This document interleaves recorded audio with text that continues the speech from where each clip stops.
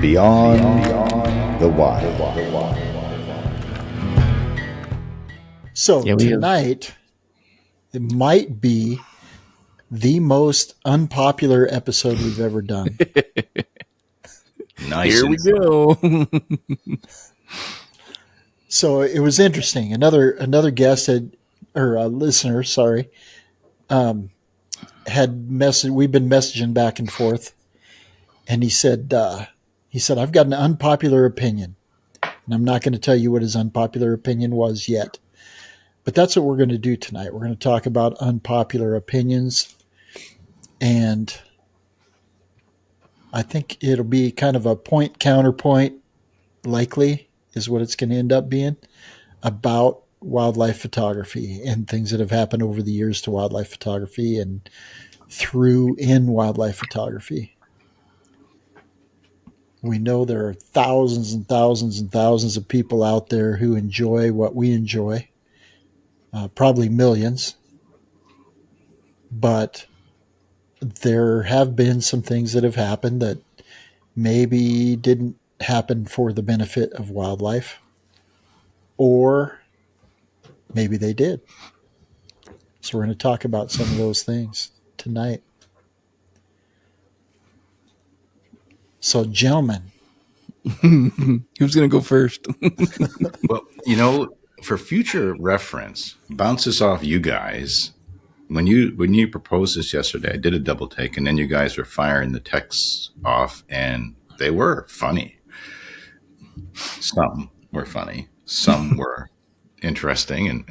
But for another show, we could also have the template where we each assign a topic like an unpopular opinion, and then one of us has to be for and one against, just randomly argue a subject. Yeah, I don't have a problem doing that. I don't have a problem doing that tonight. Yeah, I think that's how we should approach tonight. I think we should bring up the unpopular opinion and look at both sides of it. Right, but you do it where we answer just with our honest thoughts, or do we play the devil's advocate for jokes and just argue it each way? One person's favorite. Yeah, sounds good. Yeah, I'm not sure I want to tell you which ones are my honest thoughts or which ones are jokes. Right. So that's part of it. Is nobody's exposing their necessarily where they stand on it, but So there's a show in Canada that they call The Debaters, and I listen to it sometimes. I don't want to listen to it all the time, personally. But some of the subjects, we'll leave it alone.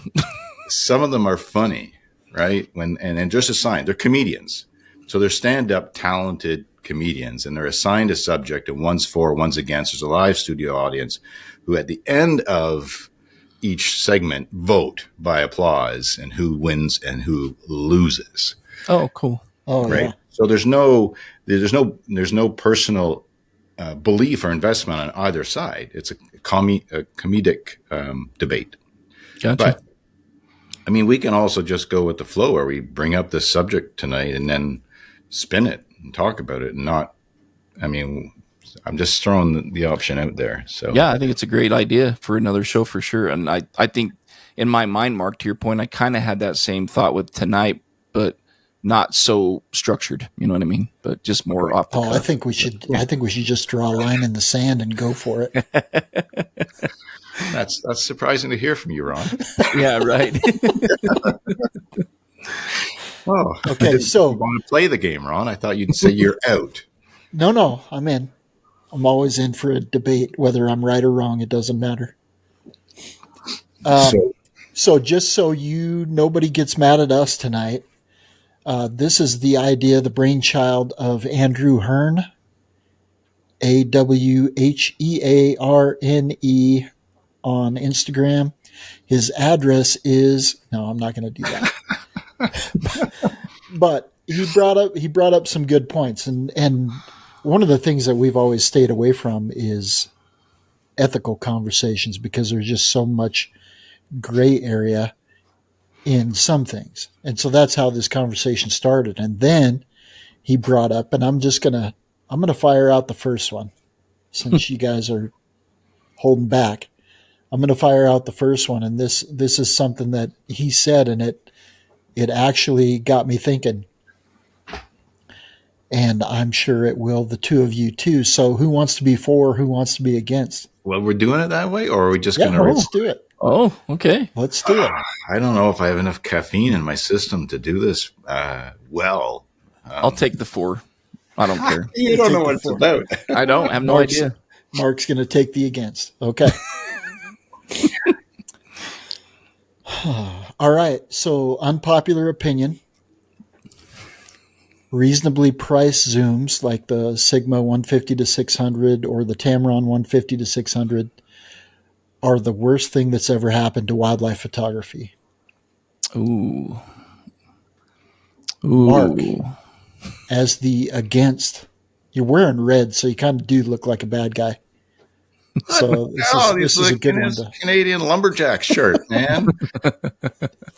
So against, well, that doesn't make any sense to me. I mean, that statement's just wrong because they get you out there. How can you? And it's a zoom. You can Mark, compose. you're against. I don't know if you remember that part. I'm picking my sides. No, you can't. Right. It was assigned. Oh, he was on the right track. I thought I was. He's on the right track. Okay, go ahead. Go ahead. You're saying they're the worst things, and I'm arguing that they're not the worst things. So I'm against the statement. Right. Okay. All right. Yeah. Okay. So how can they be the worst things? Come on, ringmaster. Okay. Sorry, I was way out of line. I apologize. It's fine. This is our first time having a debater episode, and you threw in it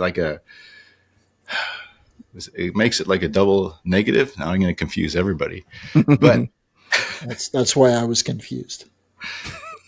They are not the worst things that have happened because it allows people to get in at a lower price point.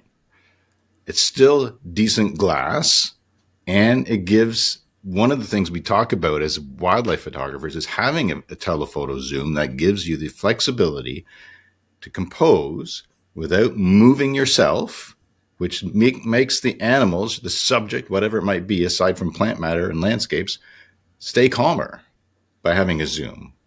So any lens that's a telephoto zoom that gets you into the field is a good thing. There's no way it can wreck it.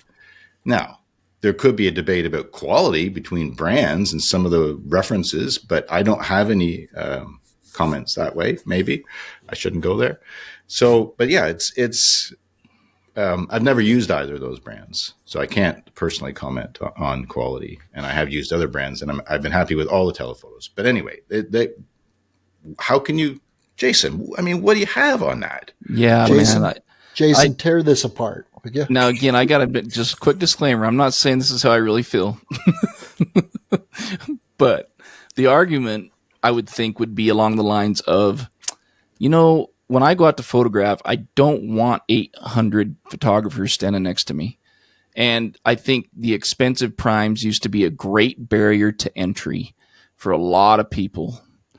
And now that this stinking cheap glass that just came out there, it might be good quality, don't get me wrong, but it's super cheap and very affordable, has allowed so many people to get into this hobby, this line of work, whatever you want to call it, that I can't go out and photograph anywhere without 800 people standing elbow to elbow. You're in the wrong spot, brother.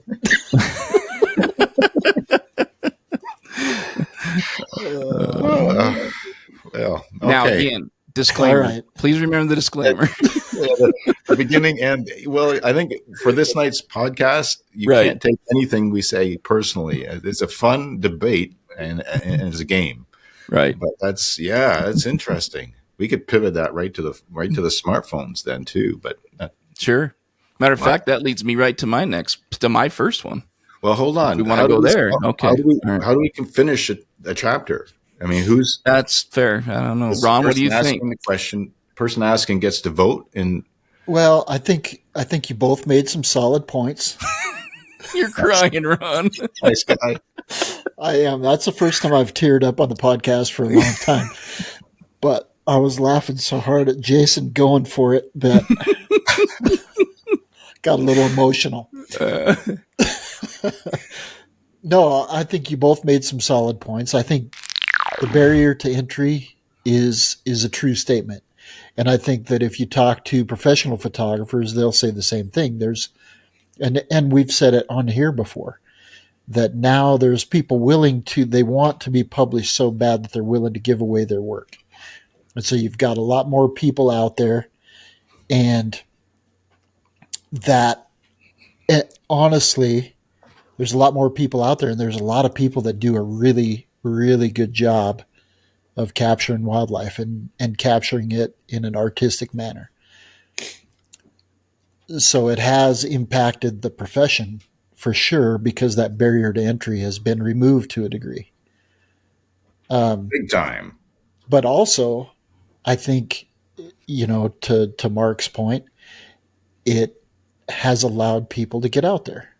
I mean, we all want to be around nature and to give somebody the opportunity to go capture images for themselves. I think these types of lenses, the cheaper zooms, have allowed that, and they are, to a large degree, they're good glass, they're solid glass, and then it puts it in the hands of the photographer. And like I said, Fantastic. people are doing a great job. Well, and even other brands that weren't mentioned have cheaper zooms, right? For sure. Compared to primes, significantly cheaper. So, I mean, my comment, the stock photography, I've got one unpopular opinion on that one tonight. We'll pivot later too, but that's changed radically across the broader scheme of what photography was. But the fact that more people can get out. You just have to buy the film, right? I'm not going to pivot there for very long, but that was a big expense, and that's gone, right? Now we all have 4 gigabyte memory cards, CF cards, right? SD cards. What are we at now? 4 terabyte, right? That's what I'm saying. It's pivoting so much, but I think the biggest thing, heart and soul, is the fact that people can get out there, and the more people get out there, the more people will care about this planet. Yep. Yeah. Keeps people in touch for sure. Yeah. And now I think the thing that didn't come up, and I'm kind of surprised that neither one of you brought this up, was the more people that are out there, the more impact it has potentially on wildlife. Mm-hmm. And so that's another, maybe a con. Good point. By pressuring wildlife, but the zoom allows you to, as Mark did point out, allows you to have some creativity without movement. And so it does give you the ability to have less impact in that way. But the more people out there, the mass numbers definitely impact wildlife and their behavior. Yeah, definitely. And it's like, what is we at, 7 billion? Or are we at 8 billion human beings on this planet now? I have no idea. So it's inevitable.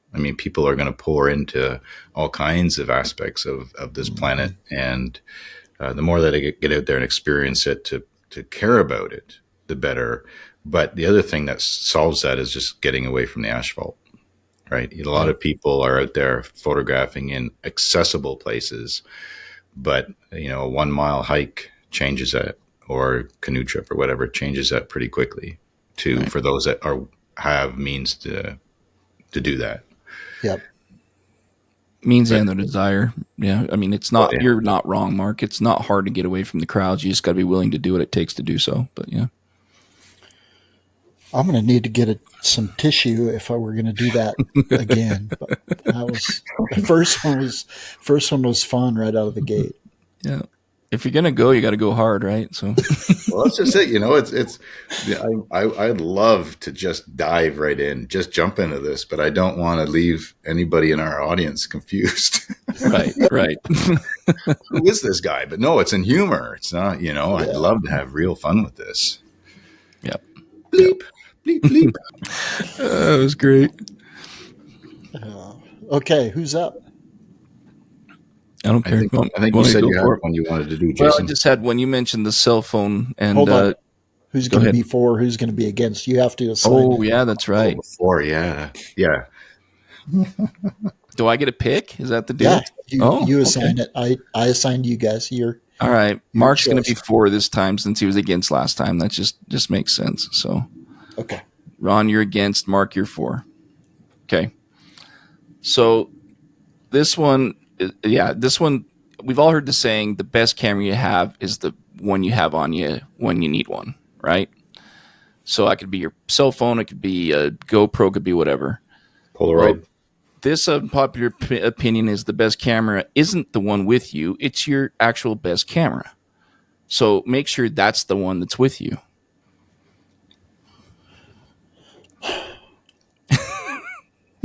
Thanks, buddy. Jason. I appreciate being for this one. First of all, you pulled that straight out of your butt and you ran it in a circle.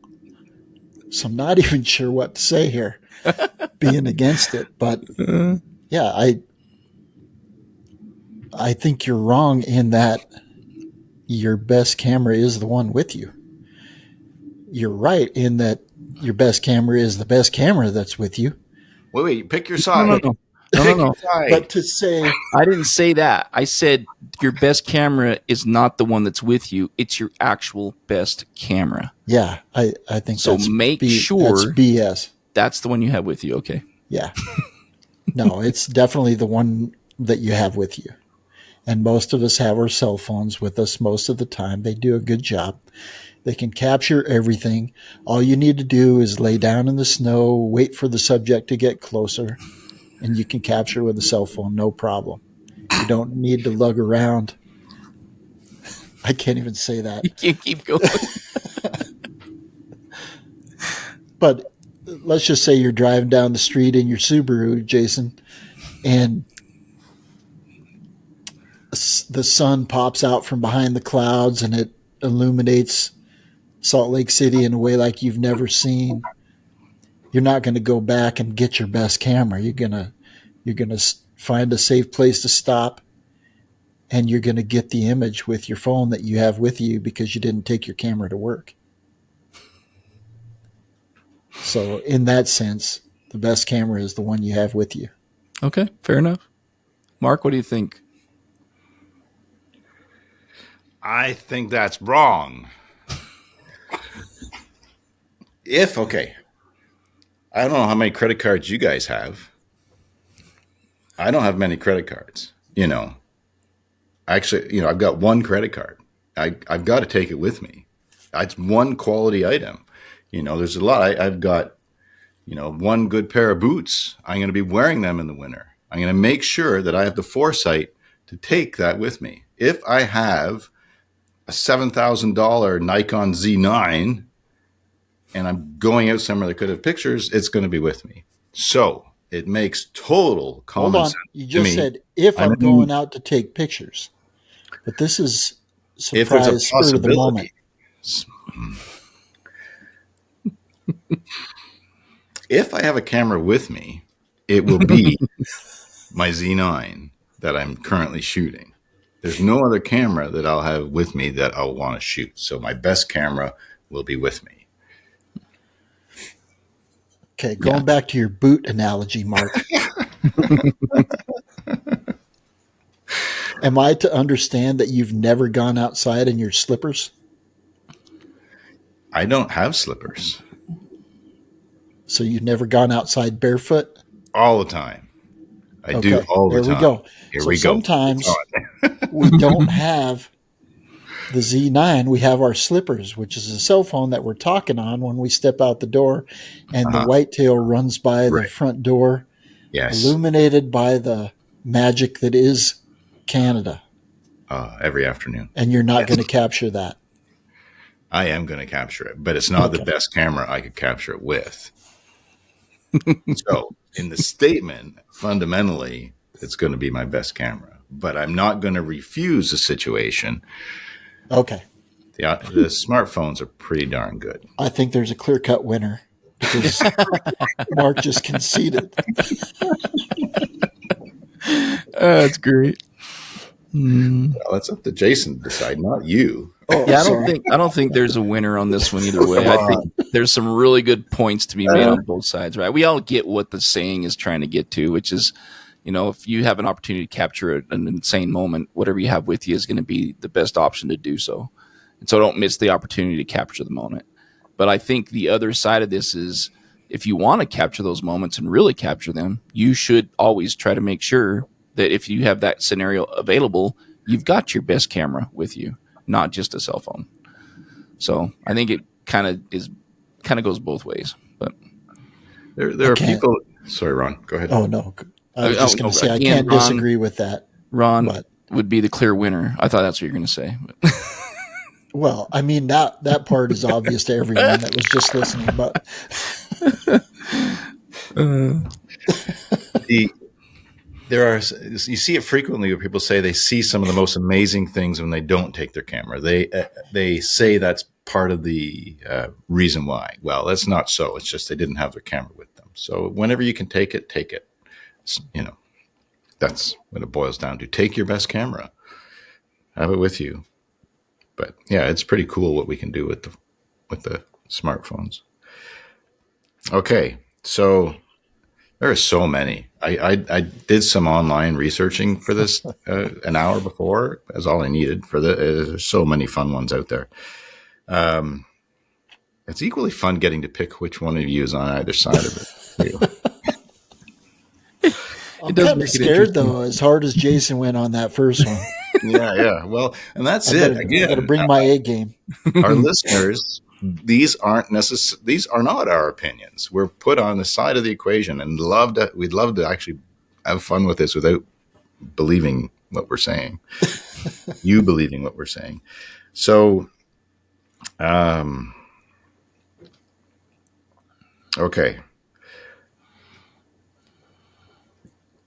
Jason, for, Ron against. I've got this. It was just a quick search. I found it on Reddit. It says you shouldn't be given full credit for your image if you used another photographer's preset. And I'm Obviously. 4.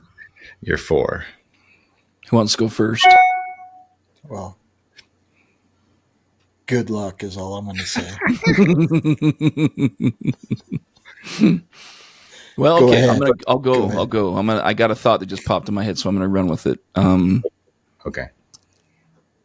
Anymore. No, I'm going to go hard. Anymore, calling yourself a photographer is kind of a little bit of a I don't know, a farce. If we're realistic with ourselves, we're just a bunch of button pushers, monkeys pushing buttons behind a device that's very technically advanced. And most of the magic happens in editing. Mark, I can't even keep a straight face. Most of the magic happens in editing. So if you are using presets, then it's truly not your own editing style or your art. It's someone else's.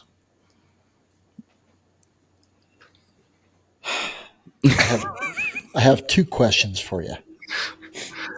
First of all, are you the monkey that pushed the button? Yes, I'm the monkey. Are you the monkey that was in the right spot to be able to push the button? People get lucky. Set up. People get lucky. Okay, so just because some other monkey made it easier for you after the fact doesn't mean that you weren't the monkey that pushed the button. And you weren't the monkey that got yourself in the spot that you needed to be in to push the button. Right. You were the monkey that could afford the very technically advanced camera that got lucky to be in the right spot. And then you used another photographer's preset. Does it matter? I'm arguing that it does. And for the record, you're the one that brought the monkeys into this. Well, I'm seeing more and more of them in the field now. Yeah. Saw lots when I was in Costa Rica. So I think that That's awesome. just because you're smart enough to find the right preset, you still have to go through them all. I mean, Lightroom has presets. So just because we use the Lightroom or the Photoshop preset, does that mean we can't take credit for utilizing the tools that we've been given? This is interesting. that's all you got? That's all you got? I mean, that's all I need. I didn't even need to go hard on that. As the person asking the question and voting, it's hard not to instinctually just vote what you believe, but Right. vote on the quality of the argument, right? Because I don't believe that, but because it's like filters, we can pick filters, right? Right. But before, you guys are both awesome. You're both awesome, and I don't want to be the jerk to say a winner or a loser. But it's clear cut. But it's clearly wrong.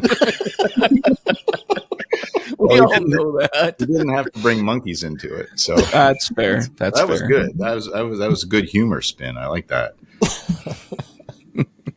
And yes, of course, I don't believe that. I mean, there is a lot to. That's like saying, "Man, that's a great image. You must have a really nice camera." Yeah, exactly. You just leave it at that, right? So. Or that's a really nice camera. I bet it takes really good pictures. Yeah, there you go. Yeah.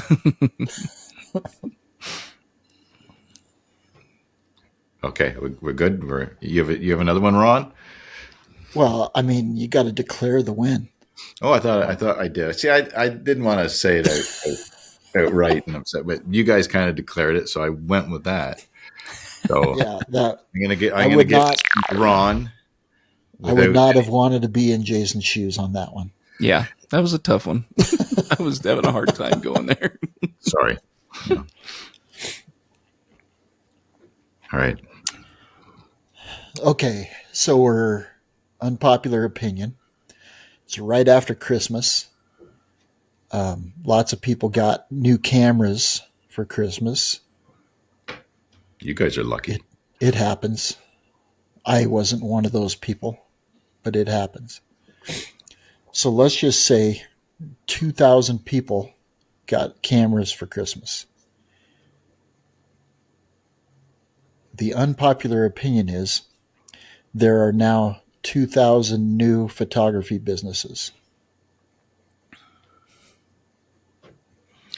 I did not assign for and against. So let's see. Mark is going to be for on this one. Jason's going to be against. Unpopular opinion. The day you get your camera should be the day that you start your business. Hey, this is not fair. I don't like the position. Yes. But I'm against. Sorry. No, aren't you for? It was sarcasm, actually. No, I'm for. I've been Jason's against. for. Okay. I'm against. That's right. I'm sorry. No. Yeah, no, I'm against. I'm against. That's right. Because I've been for on the other two. So. Oh, damn. Okay. For this. All right. 2,000 more photography businesses. Well, hey, everybody likes their picture taken. So the more people that get into this field, the more the photography corporations can grow. And as those corporations grow, they can take over more and more other industries. And photography can become one of the most powerful industries on the planet. It could be anything. It could be street photography. It could be portraits. It can be love, wedding, romance, babies, or moose photography. Actually, no. The 2,000 new photography businesses should not do moose photography. Let's be clear on that. Let's be clear. That's covered. They should. But, it will help the economy, right? Entrepreneurship is where it's at. If they can do it, but you need the skill set, the drive. It's not just taking the pictures. It's all the elements of business, marketing, promotion, accounting, all those elements. But it gives these 2,000 lucky Christmas gift receivers a new and exciting path to pursue.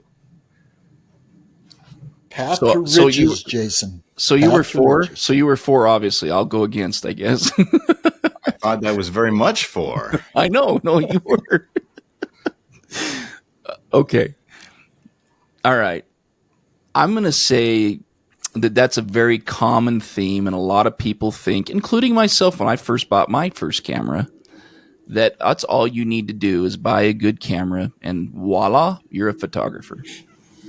And I would say that you probably need to give yourself a little bit of time to get used to your camera, learn how to shoot in manual, do a lot of different things, get used to the gear, decide what your business is going to be on, learn that portion of the trade, learn how to take those photos, learn what's expected with those photos from editors and the people that might be, customers.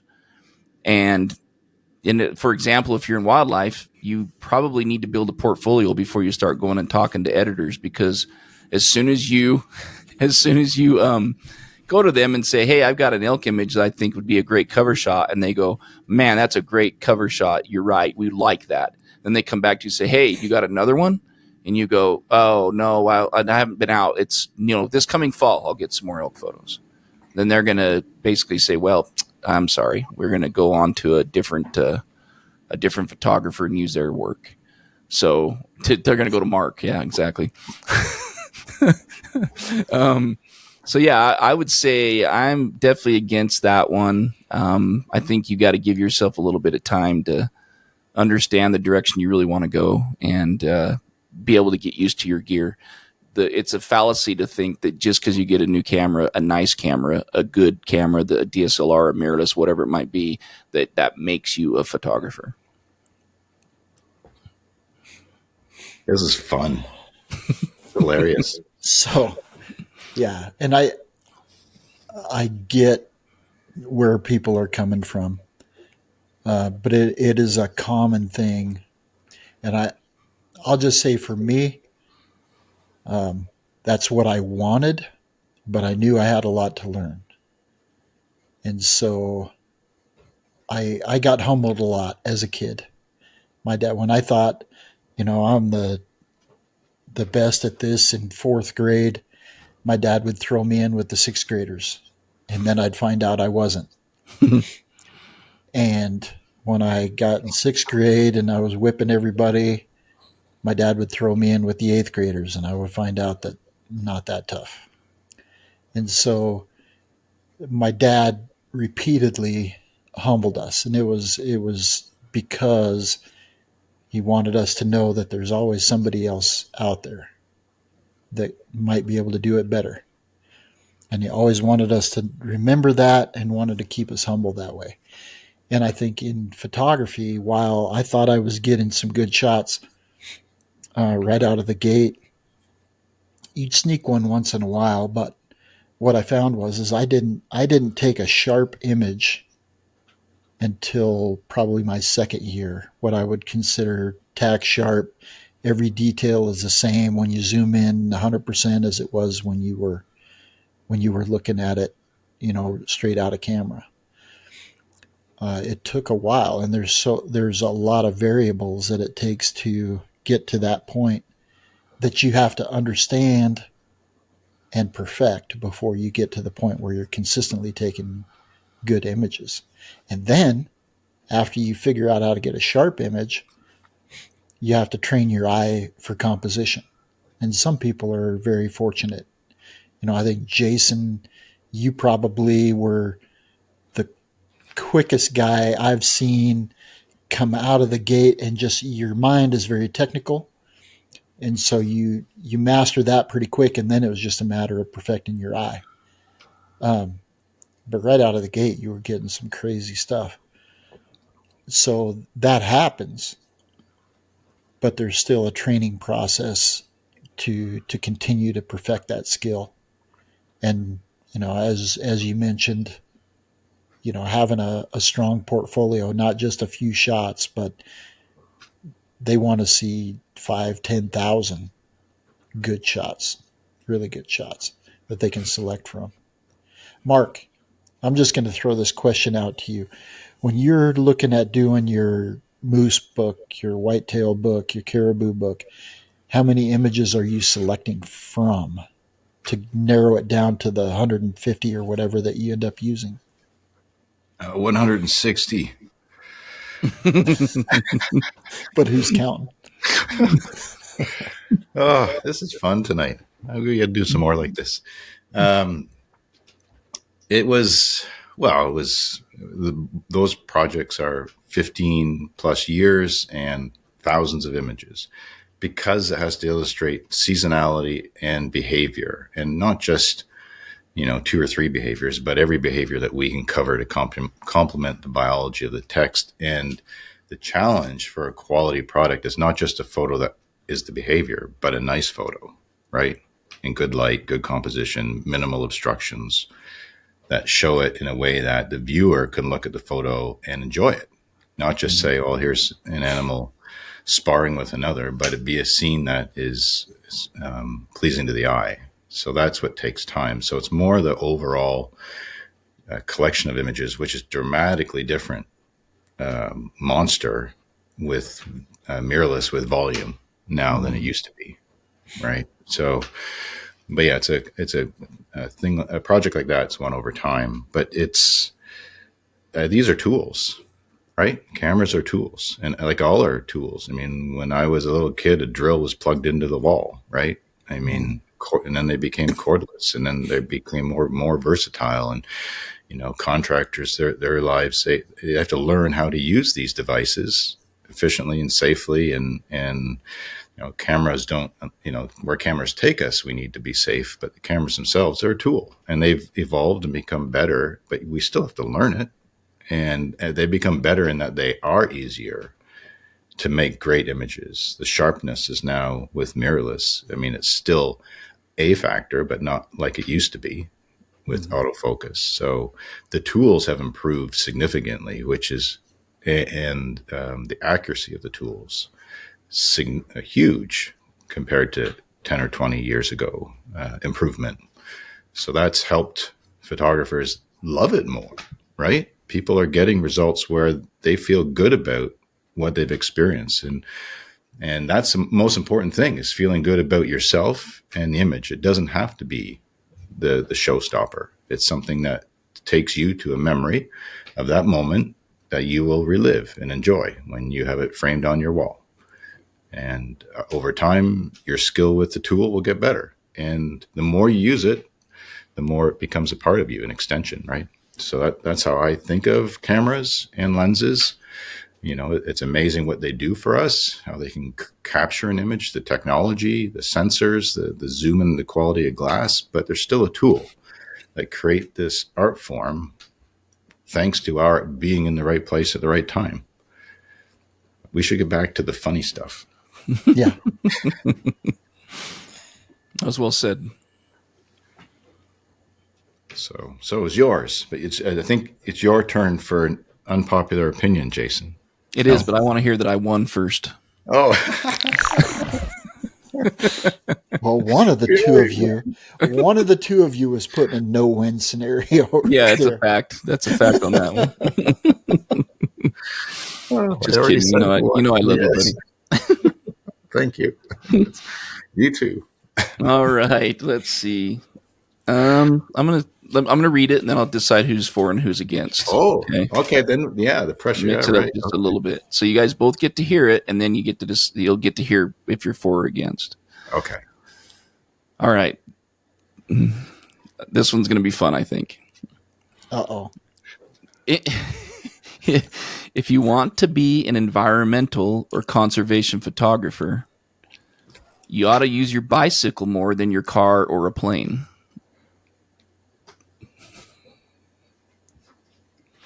Who do you love more, man?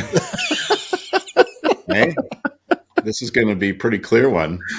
Yeah, I think I'm going to go with, because last time I did, Mark was against, so I'm going to go Mark's for this one, and Ron, you're against this one. So I'm not basing it off of who I love more. It's just who did what last time. So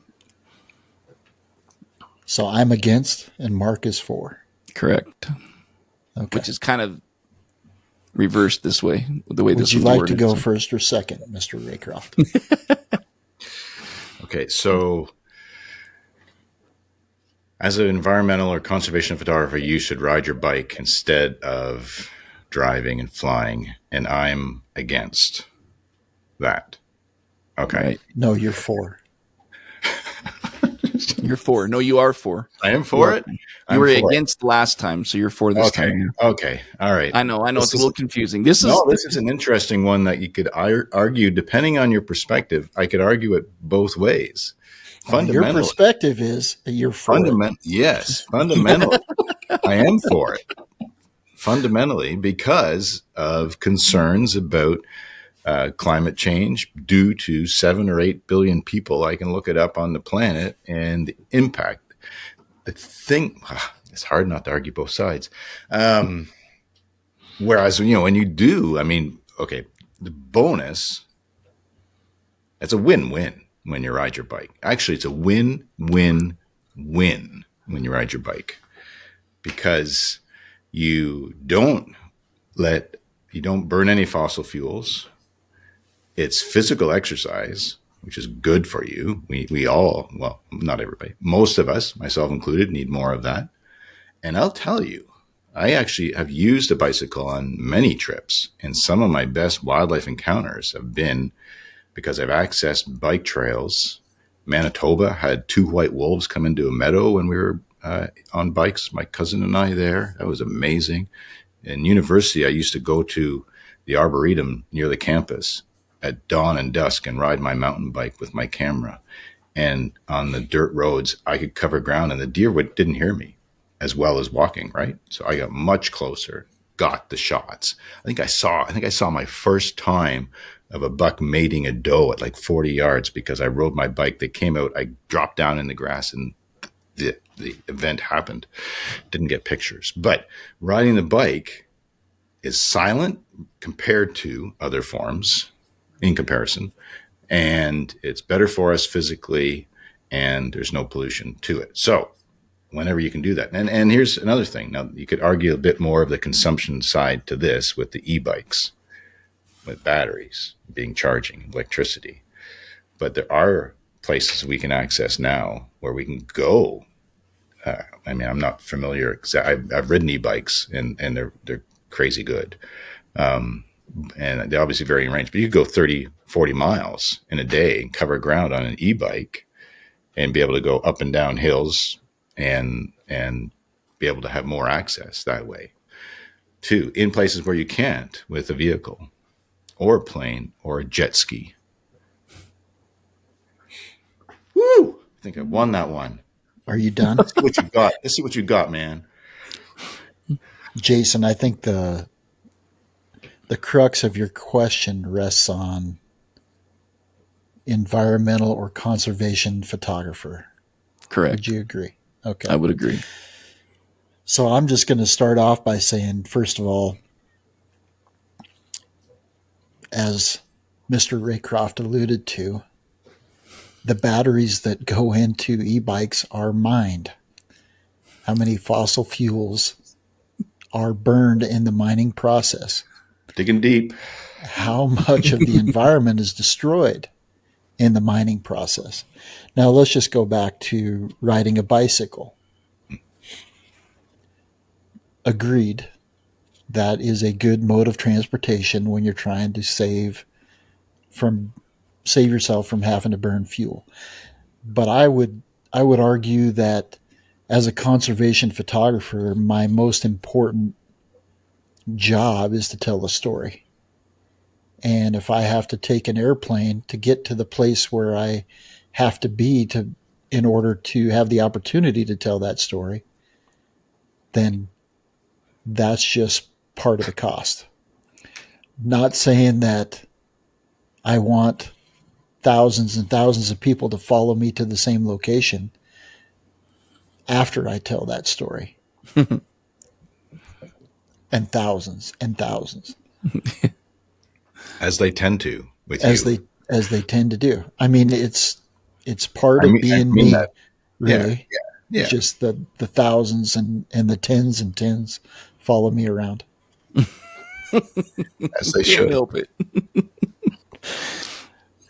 I think it's okay to do those things, to use those modes of transportation in the field that I'm in, because that's required for me to get where I need to be to tell those stories. and you can look at it and say that I'm not practicing what I preach. But I'm just going to tell you that I am the storyteller, and I have to be there. What a finish. That's just part of the cost. What a finish. I mean, that brought a little bit of a tear to my eye, Ron.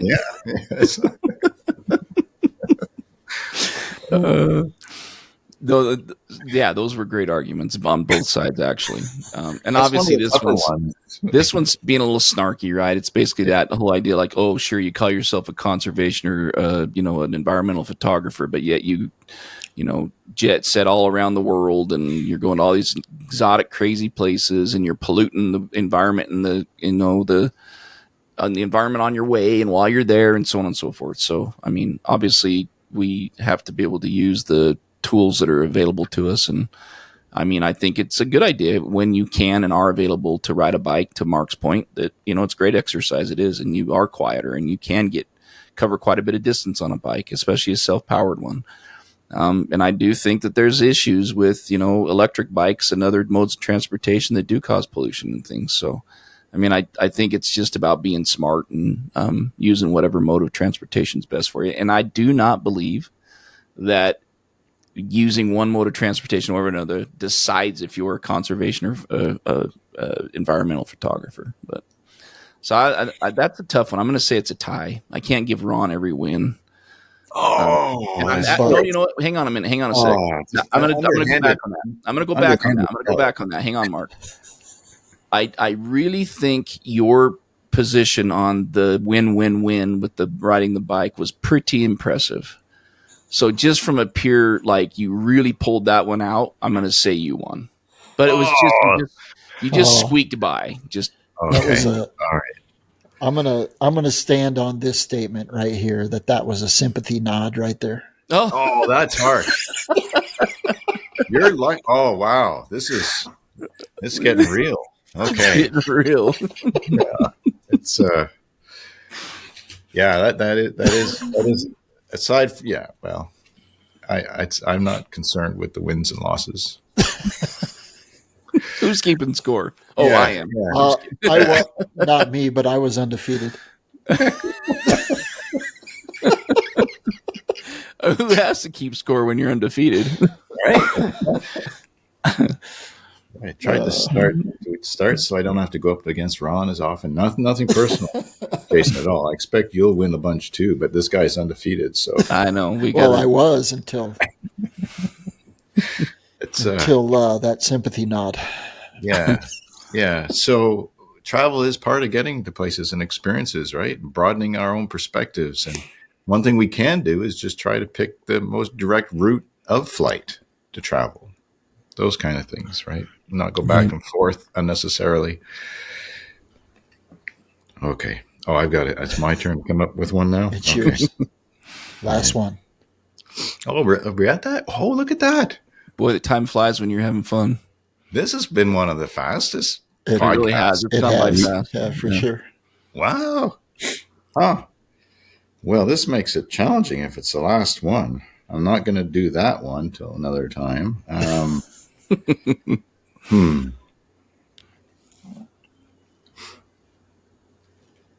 Oh, there's so many little pet peeves that I have to try and spin into this in a positive way. Not pet peeves, interesting observations. Yeah. You made that almost believable. I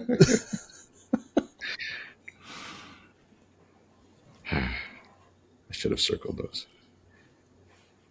So that one we've kind of covered before. You know what I'm going to do while you're thinking about that? I'm going to be like Sean O'Malley. I'm not counting that loss. Oh, really? Yeah. Why is that? I don't know. In my heart of hearts, I think I won that. As long as you're happy. Never send it. Never let it go to the judges, Mark. Finish them.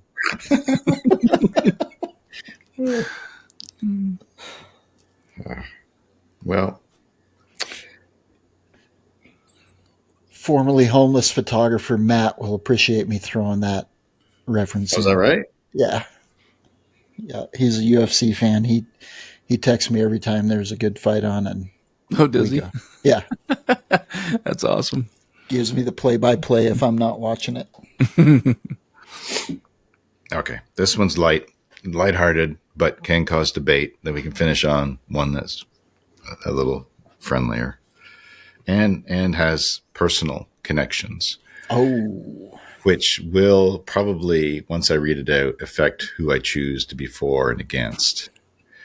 So in the photography community, there really are a bunch of these. We've got to do another one of these episodes coming up. I have a lot, and I have some really interesting spins. I just want to formulate into the right sentence. But this, to finish on today, is an unpopular opinion that for most uses, RAW is totally unnecessary.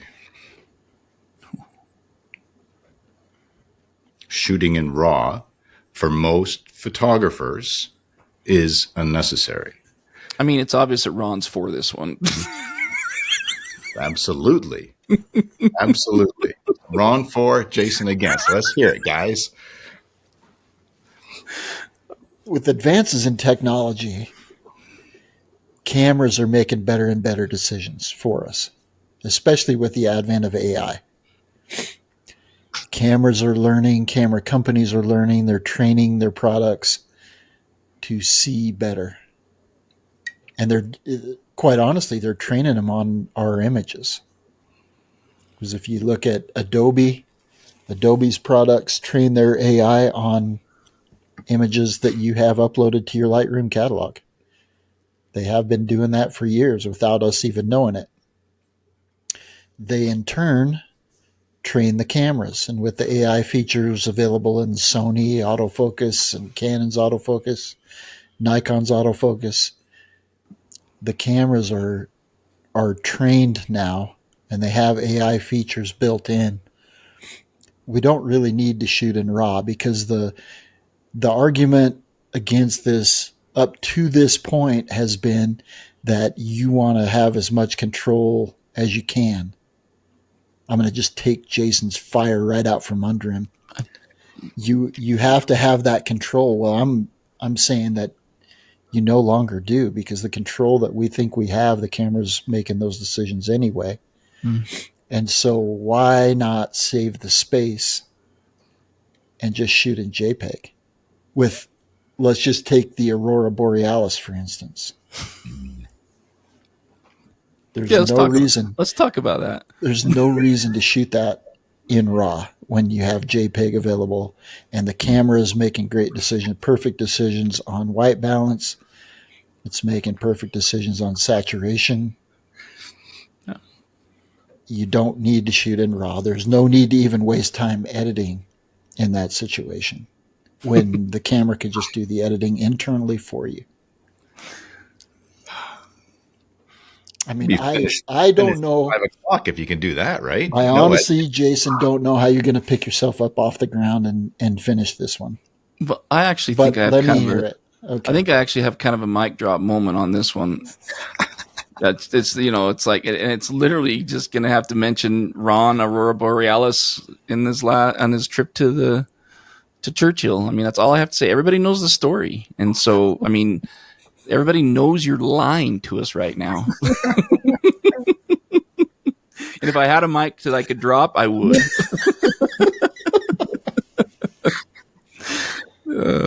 I'm not saying you're right. I'm not saying you're wrong, but that's up to me on this one.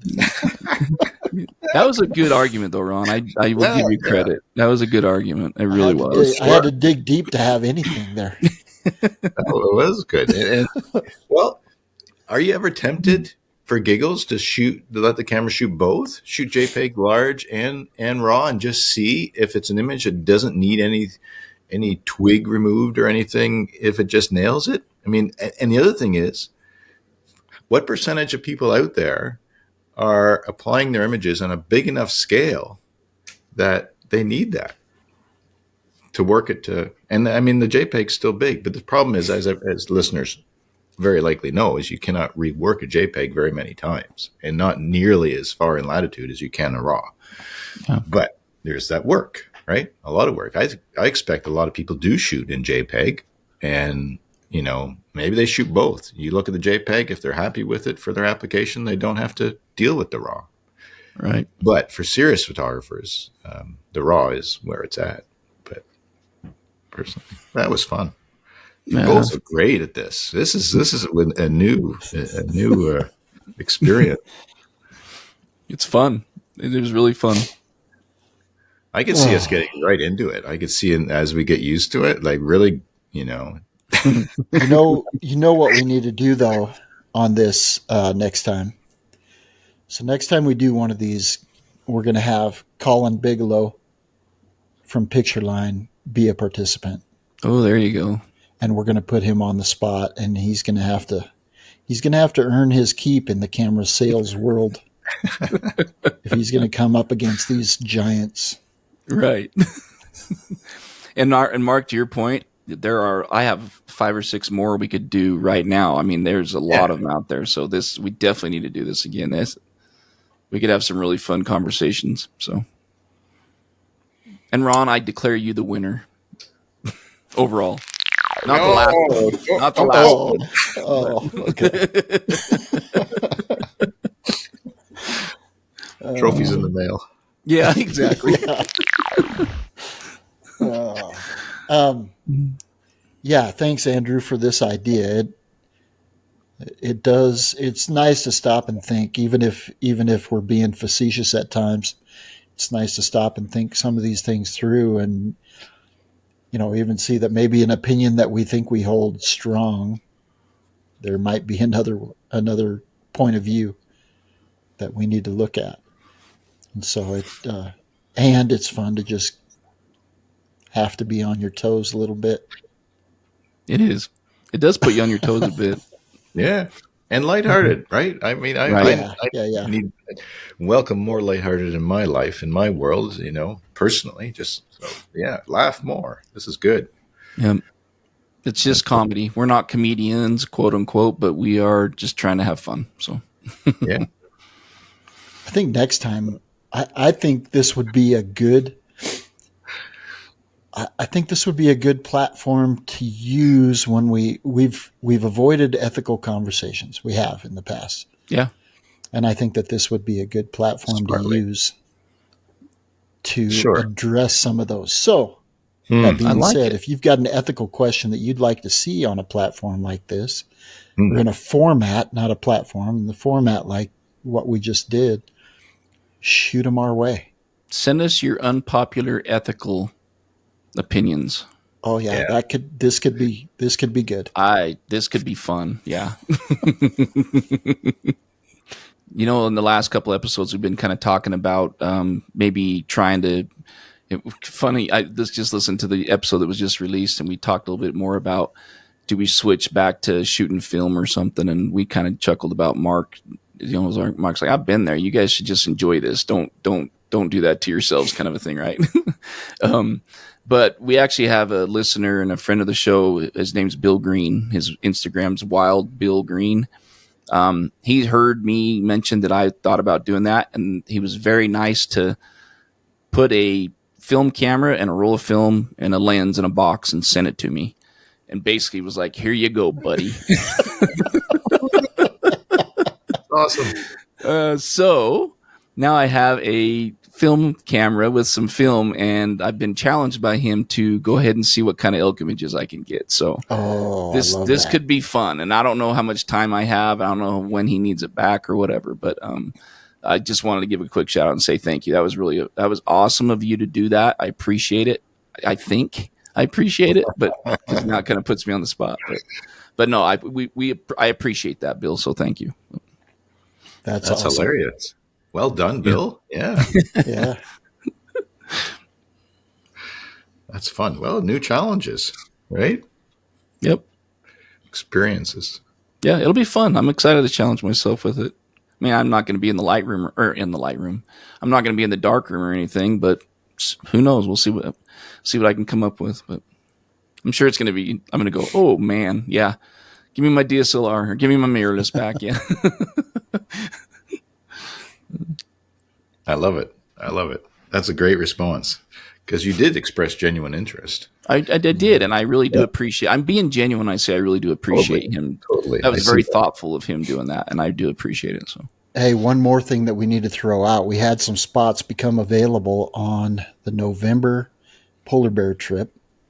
Oh, So if you hear this and you're interested in going to photograph polar bears in the Arctic during the winter, right before they head out on the sea ice, give us a call. Let us know. We need to get on that right away because deposits are due now. Mark wants to go. Mark can go. yeah. Yeah, deposits are already being made, so we need to get you on that. We've got 3 spots that have opened up, so we need to get those filled as quickly as possible.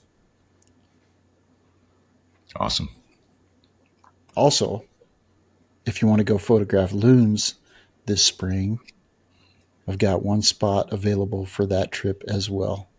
It's very intimate, only 3 participants, and you're going to be put in a position that you're going to get the best images that you've ever taken of loons or have the opportunity to do so. So let me know. And that's a reasonably priced trip and only 3 days. And lots of fun. Yeah, you've enjoyed that over the years, right? Yeah, it's been good. It's been really productive.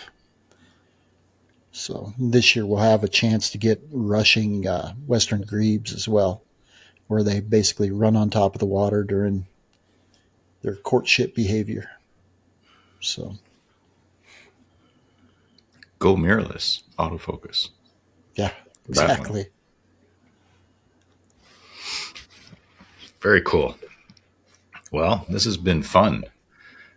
We've got to do it again, and I love just shaking it up and making a game of it, right? Where we have to, because it's a game, say what we don't even believe, just to go back and forth. But it covers the subject well, like you said, especially if it's an ethical question, gets conversation, because we know, I mean, there's people on all ends of the spectrum of these discussions, of course. So main thing is to have fun with it. Have fun with your photography, explore, get outside with what the old ending used to say, with a camera in hand. Our producer's been fantastic to kick off 2025, shaking up things, making the intro and outro episode specific, and having fun with stuff like that. So there's a lot of aspects to the show that continues to be evolving and shaking up. And so stay tuned. Future episodes coming up. And of course, we're on YouTube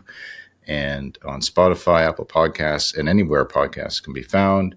We also have a great website, beyondthewildpodcast.com, where you can look at the behind the scenes for each episode, the show notes, the images that have been discussed, especially with guests or trip episodes. And there's a place to sign up your email for any announcements related to the show, such as when we get a few other things going that have been brewing for a while.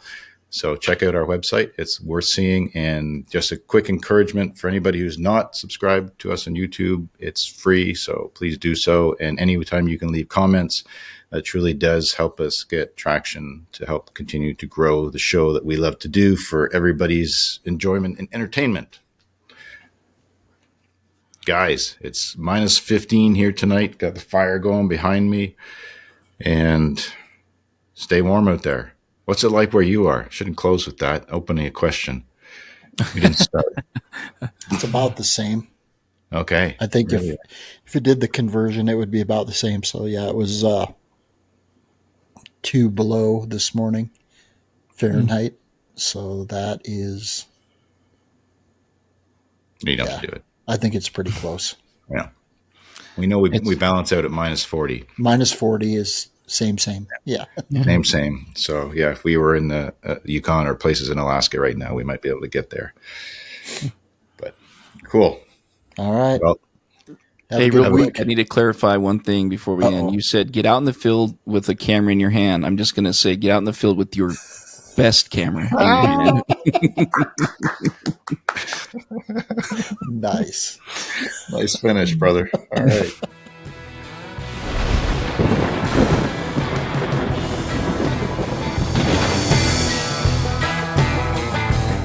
like to thank our sponsors, Pictureline.com, your online source for everything photography, and Canon USA.